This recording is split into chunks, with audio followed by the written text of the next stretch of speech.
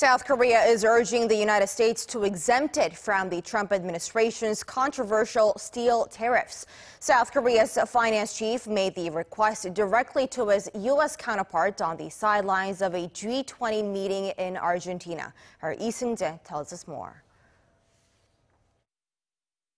With finance ministers and central bank governors of the G20 member states coming together for a meeting in Buenos Aires, South Korea's Finance Minister Dong-yeon used the opportunity to urge U.S. Treasury Secretary Steven Mnuchin to exempt South Korea from the stiff steel tariffs, first proposed by President Trump earlier this month.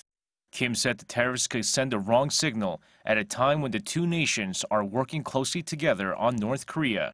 He also emphasized that South Korean steel goods do not pose a threat to the U.S. steel industry with the current South Korean outbound shipment trend and its low market share in the U.S.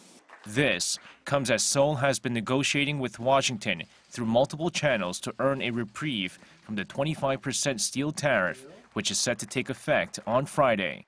According to the U.S. Department of Commerce, South Korea shipped 3.6 million tons of steel products to the U.S. in 2017, making it the number 3 steel exporter after Canada and Brazil.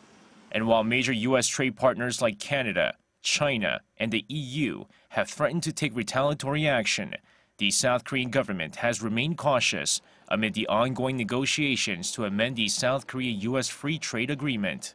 During last week's third round of FTA talks between South Korea and the U.S., South Korea's Trade Minister Kim Hyun-jong met with U.S. Trade Representative Robert Lighthizer in an effort to get Seoul exempted from the proposed steel tariffs. Yoo Myung-hee, who led the third round of talks, has also extended her stay throughout this week to assist in Kim's outreach efforts. Industry officials say the new duties, in addition to the existing tariffs, would sharply raise the prices of South Korean exports. Seoul is concerned that trade tensions have spiked at a politically sensitive time when close consultations are needed between the two allies ahead of the respective summits with North Korea to resolve the nuclear standoff. Seung-jae, Arirang News.